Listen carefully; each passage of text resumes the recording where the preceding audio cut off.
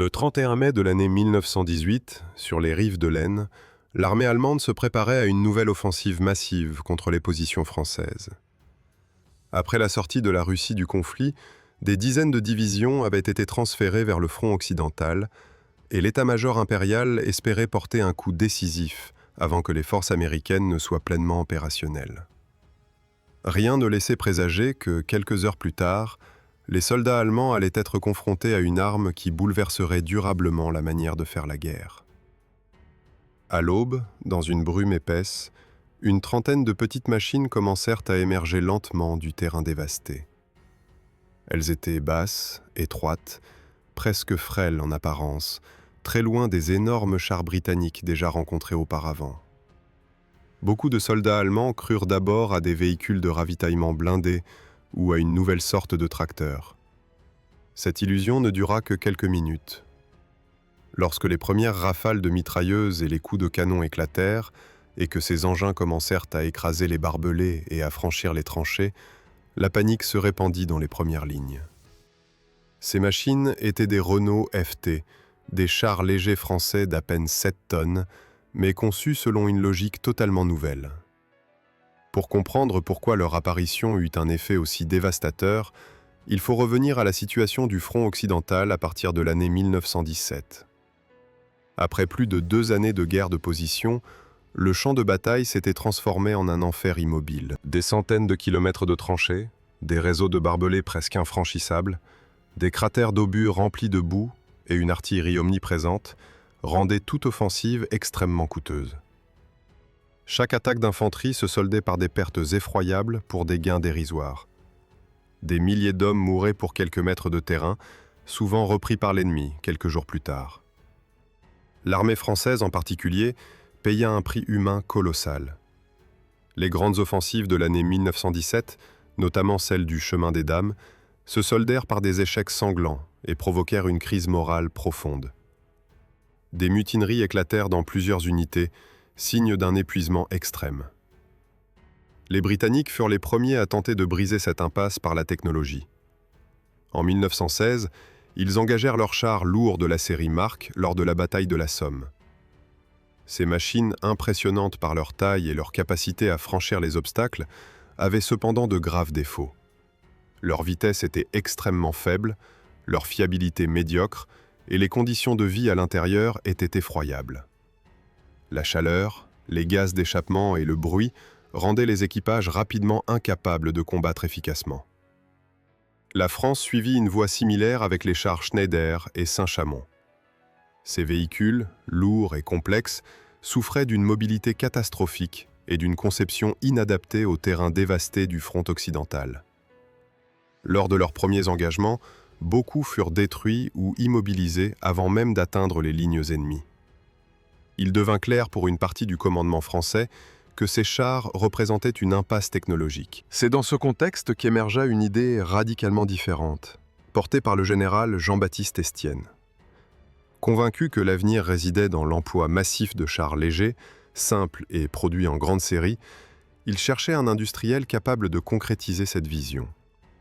Son choix se porta sur Louis Renault, un ingénieur et industriel de génie, déjà célèbre pour ses innovations dans le domaine automobile, mais totalement novice en matière de chars. Lorsque Renault accepta le défi au cours de l'année 1917, il ne chercha pas à améliorer les concepts existants. Il repartit de zéro. Son objectif était clair: créer une machine légère, mobile, bon marché, capable d'accompagner l'infanterie au plus près et d'être produite par milliers. Cette approche allait donner naissance à une rupture technologique majeure, dont les conséquences dépasseraient largement le cadre de la Première Guerre mondiale. Le cœur de la révolution incarnée par le Renault FT ne résidait pas dans son blindage ou dans la puissance de son armement, mais dans une idée d'une simplicité déconcertante, qui allait pourtant redéfinir pour des décennies la conception même du char de combat. Jusqu'alors, les ingénieurs pensaient le char comme une forteresse mobile, massive, lente, dont la mission principale était de survivre sous le feu ennemi. Louis Renault, lui, prit le problème à l'envers. Il considéra le champ de bataille tel qu'il était réellement devenu et non tel que les états-majors l'imaginaient encore. Sur le front occidental, la guerre n'était plus une affaire de percées spectaculaires réalisées par quelques monstres d'acier. Elle était devenue une lutte d'usure, où la mobilité locale, la coordination avec l'infanterie et la capacité à saturer le terrain de moyens blindés comptaient bien plus que la puissance brute. Renault comprit que le char devait avant tout être nombreux, fiable et facile à employer. À partir de ce principe, il repensa entièrement l'architecture du véhicule. La décision la plus audacieuse fut celle de la disposition interne. Renault plaça le moteur à l'arrière, le poste de conduite à l'avant et, entre les deux, une tourelle entièrement rotative. Aujourd'hui, cette configuration semble évidente, presque banale. Pourtant, en l'année 1917, elle constituait une rupture totale avec toutes les conceptions existantes. Aucun char en service n'avait adopté une telle organisation de l'espace. Cette disposition permettait une répartition équilibrée des masses, améliorait la stabilité du véhicule et offrait surtout une capacité de tir à 360 degrés sans avoir à manœuvrer l'ensemble du char. La tourelle du Renault FT fut elle aussi une innovation majeure. Conçue comme un cylindre blindé compact, elle pouvait être tournée manuellement par un seul homme grâce à un système de roulement simple mais efficace. Le chef de char, seul dans la tourelle, cumulait les fonctions de tireur, de chargeur et d'observateur. Cette surcharge de tâches était loin d'être idéale, mais elle permettait de réduire l'équipage à 2 hommes, ce qui simplifiait considérablement la formation et la logistique. Dans une armée épuisée par des pertes humaines colossales, cet argument pesait lourd. Le blindage du Renault FT n'avait rien d'excessif. Il était conçu pour arrêter les balles de fusil et les éclats d'obus, mais pas pour résister à l'artillerie lourde. Là encore, Renault faisait un choix pragmatique. Un blindage trop épais aurait alourdi la machine, réduit sa mobilité et compliqué sa production. Le char n'était pas destiné à affronter directement les canons ennemis, mais à neutraliser les mitrailleuses, à écraser les obstacles et à protéger l'infanterie dans sa progression. La mobilité était au centre du projet. Le Renault FT pesait environ 7 tonnes, ce qui lui permettait de se déplacer sur des terrains où les chars lourds s'embourbaient. Son moteur à essence, relativement modeste en puissance, suffisait néanmoins à lui donner une vitesse adaptée au combat d'infanterie. Plus important encore, sa consommation restait raisonnable, et son entretien pouvait être assuré par des mécaniciens peu spécialisés, souvent issus des unités automobiles déjà existantes. Un autre détail de conception, en apparence secondaire, joua un rôle crucial sur le champ de bataille: la queue arrière du char. Cette extension métallique, fixée à l'arrière de la caisse, servait de point d'appui lors du franchissement des tranchées. Grâce à elle, le Renault FT pouvait traverser des fossés qui auraient immobilisé des véhicules plus courts. Cette solution simple permit au char de s'adapter parfaitement au terrain dévasté de la guerre de tranchées, où chaque mètre était un piège potentiel. L'armement du Renault FT existait en 2 versions principales. Certains chars étaient équipés d'une mitrailleuse Hotchkiss, d'autres d'un canon de 37 mm. Cette diversité permettait une grande flexibilité tactique. Les versions à mitrailleuse excellaient dans la suppression de l'infanterie ennemie, tandis que les versions canon pouvaient détruire des nids de mitrailleuses, des abris légers et des positions fortifiées. Ensemble, elles formaient un système cohérent, pensé pour le combat combiné. Lorsque les premiers prototypes furent testés, les résultats surprirent même les plus optimistes. Le char se montrait fiable, maniable et étonnamment efficace dans des conditions où les modèles précédents avaient échoué. Les essais démontrèrent qu'il pouvait être produit rapidement et en grande quantité, ce qui correspondait exactement aux besoins urgents de l'armée française. Cette réussite technique n'était cependant que la première étape. Restait à convaincre les décideurs militaires, encore profondément marqués par les échecs des chars précédents, que ce petit véhicule représentait l'avenir. La bataille pour imposer le Renault FT ne se joua pas seulement sur les champs d'essai, mais aussi dans les couloirs du pouvoir militaire et industriel français. Dans la 3e partie, nous verrons comment le Renault FT passa de prototype prometteur à arme décisive, comment sa production fut lancée à une échelle sans précédent et comment il fut intégré dans une nouvelle doctrine de combat qui allait transformer définitivement la guerre terrestre. La transition du Renault FT, passé du statut de prototype ingénieux à celui d'arme produite en masse, constitua une épreuve presque aussi difficile que sa conception technique. L'armée française, traumatisée par les échecs coûteux des chars Schneider et Saint-Chamond, restait profondément méfiante. Beaucoup d'officiers supérieurs considéraient encore le char comme une curiosité technique, utile tout au plus pour des opérations limitées, mais incapable d'influencer réellement le cours de la guerre. Convaincre ces sceptiques exigea des démonstrations concrètes et une pression politique constante.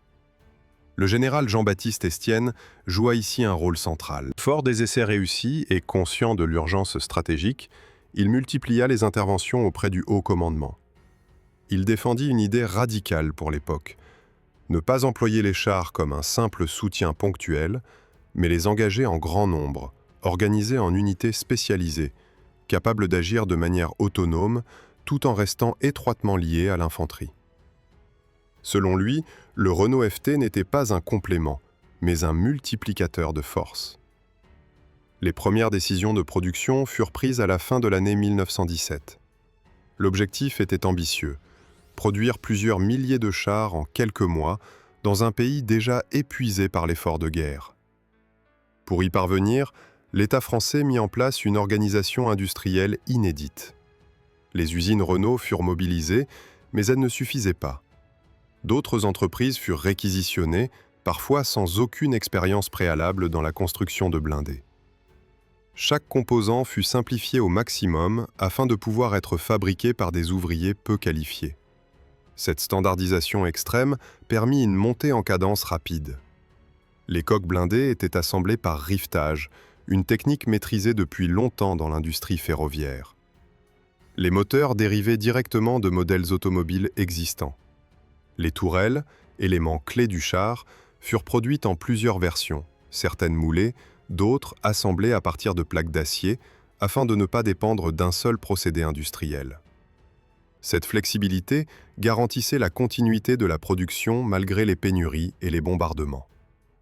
Parallèlement, une nouvelle organisation tactique vit le jour. Les chars Renault FT furent regroupés en compagnies, puis en bataillons spécialisés, dotés de leur propre commandement et de moyens de soutien. Les équipages furent formés à un rythme accéléré. Beaucoup de conducteurs provenaient des unités automobiles, déjà habitués à la mécanique. Les chefs de char, souvent issus de l'infanterie, durent apprendre à observer, à tirer et à commander en même temps, dans des conditions éprouvantes. L'entraînement insista particulièrement sur la coopération avec l'infanterie. Les fantassins apprirent à avancer derrière les chars, à se protéger dans leur sillage et à exploiter les brèches qu'ils ouvraient. Les chars, de leur côté, devaient rester suffisamment proches pour neutraliser immédiatement toute menace surgissant devant les troupes à pied. Cette symbiose constituait une rupture totale avec les pratiques précédentes, où les chars opéraient souvent de manière isolée. Lorsque les premières unités équipées de Renault FT furent déclarées opérationnelles, le contexte stratégique restait critique. Les offensives allemandes du printemps 1918 avaient mis la France sous une pression immense. Il n'était plus question d'attendre. Les chars furent envoyés au front dès qu'ils sortaient des usines, parfois avec un entraînement minimal, mais avec une doctrine claire. Leur engagement progressif permit d'affiner les méthodes d'emploi. On constata rapidement que la dispersion des chars en petits groupes réduisait leur efficacité. À l'inverse, leur concentration sur des secteurs étroits permettait de submerger les défenses adverses, même bien organisées. Les retours du front confirmèrent également l'importance de la mobilité. Le Renault FT, capable de changer rapidement de direction et de contourner les obstacles, survivait mieux que les chars lourds, trop lents pour échapper aux tirs d'artillerie. À mesure que la production augmentait, la confiance grandissait. Les états-majors commencèrent à planifier des offensives en intégrant dès le départ l'emploi massif des chars légers. Le Renault FT n'était plus une expérience, mais un outil central de la stratégie française. Son rôle allait bientôt dépasser le simple cadre national, car ses performances attiraient l'attention des Alliés, en particulier des forces américaines nouvellement arrivées sur le continent. C'est à ce moment précis que le Renault FT s'apprêtait à franchir un seuil décisif, non seulement comme arme de la France, mais comme modèle pour les armées du monde entier. La quatrième partie montrera comment ce petit char devint l'épine dorsale des offensives alliées, influença directement la naissance des forces blindées américaines et accéléra l'effondrement final du front allemand. À l'été de l'année 1918, le Renault FT entra dans la phase la plus décisive de sa carrière militaire. Ce n'était plus une arme nouvelle que l'on testait avec prudence, mais un outil désormais intégré au cœur même de la manœuvre alliée. Les offensives allemandes du printemps avaient été stoppées, et l'initiative passait progressivement du côté français et allié.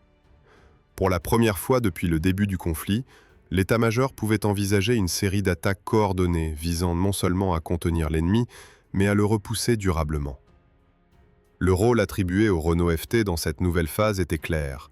Il ne s'agissait pas de percer une ligne fortifiée en un seul point spectaculaire, mais d'user méthodiquement la défense adverse, secteur après secteur. Les chars légers devaient avancer en vagues successives, neutraliser les nids de mitrailleuses, réduire les points d'appui et empêcher l'ennemi de se réorganiser. Cette approche reposait sur la répétition, la pression constante et l'exploitation immédiate des faiblesses locales. Lors des combats de juillet et d'août, les unités équipées de Renault FT furent engagées presque quotidiennement. Leur présence changea profondément le comportement de l'infanterie française. Les soldats, qui jusque-là hésitaient à quitter leurs tranchées, reprirent confiance en voyant ces petites machines progresser devant eux, absorber une partie du feu ennemi et ouvrir des passages là où toute avancée semblait impossible. La coordination entre chars et fantassins s'améliora au fil des engagements, donnant naissance à une forme de combat combiné encore rudimentaire, mais déjà redoutablement efficace. Le choc psychologique sur les troupes allemandes fut tout aussi important.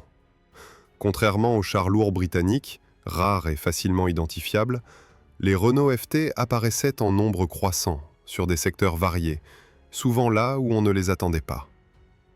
Leur silhouette basse les rendait difficiles à atteindre à longue distance, et leur mobilité compliquait le travail des artilleurs. Chaque attaque française semblait désormais accompagnée de ces engins, donnant l'impression d'une supériorité mécanique écrasante. C'est dans ce contexte que les forces américaines entrèrent pleinement en action.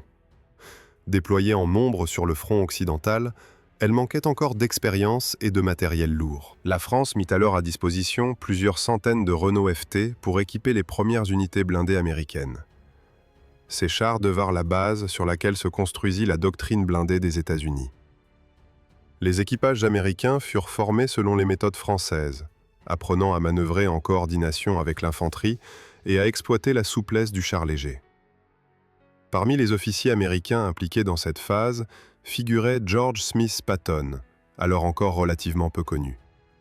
Fasciné par les possibilités offertes par le Renault FT, il étudia attentivement son emploi au combat et tira des enseignements qui marqueraient toute sa carrière. Pour lui, le char n'était pas seulement un soutien à l'infanterie, mais un instrument capable d'imposer le rythme de la bataille, de désorganiser l'ennemi et de transformer une percée locale en effondrement général. À partir du mois d'août, lors de ce que l'on appellera plus tard l'offensive des 100 jours, les Renault FT furent engagés à une échelle inédite.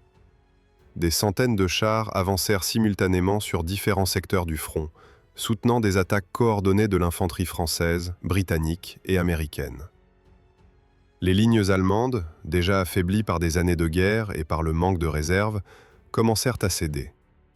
Les positions fortifiées, autrefois quasi imprenables, tombaient désormais en quelques heures. Le Renault FT montra alors toute la pertinence de sa conception.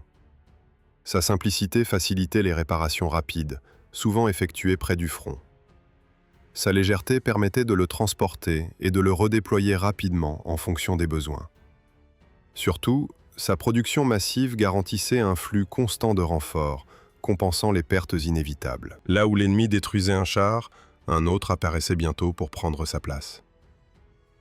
À l'automne, l'armée allemande était en retrait presque continu. Les Renault FT participèrent à la libération progressive des territoires occupés, avançant avec l'infanterie à travers villages et campagnes dévastés.